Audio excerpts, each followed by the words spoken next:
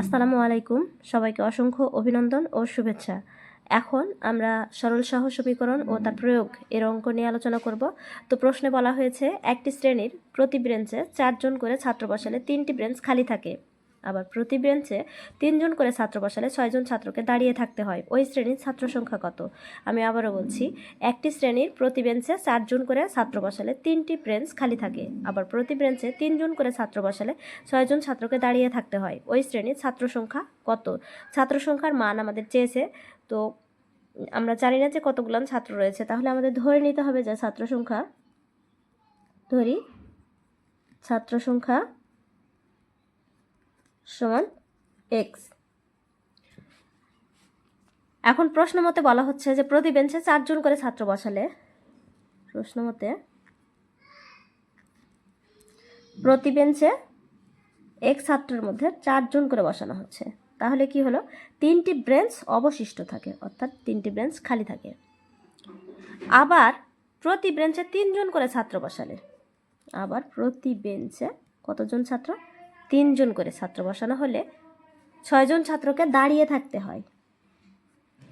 6 জন ছাত্রকে দাঁড়িয়ে থাকতে হয়। ওই শ্রেণীর ছাত্র সংখ্যা কত?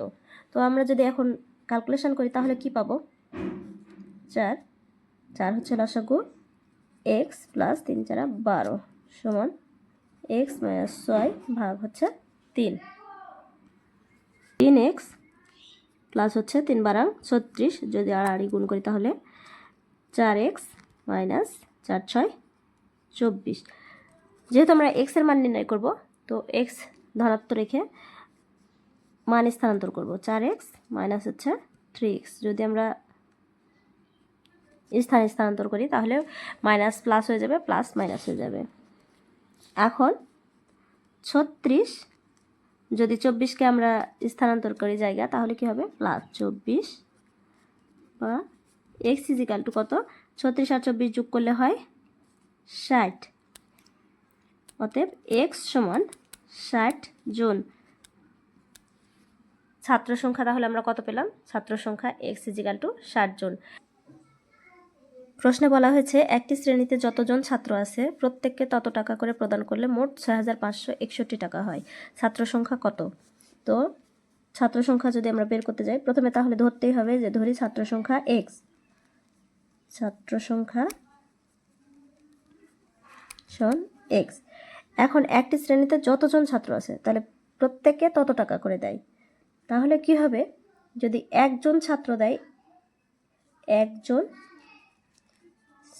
দেয় সমান x টাকা,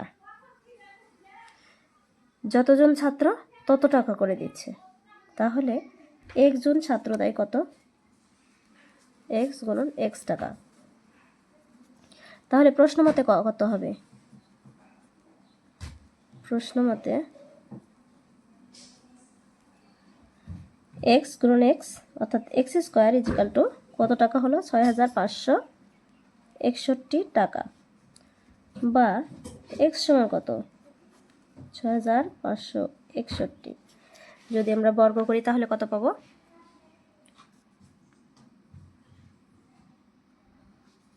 81 গুণন 81 করলে কত হয়?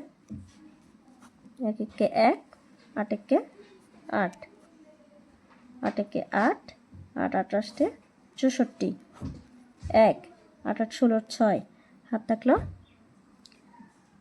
1 অর্থাৎ 5, 6561। এভাবে আমরা বর্গগুলো বের করে নেব, অর্থাৎ 81 81তে 6561, অতএব x সমান 81।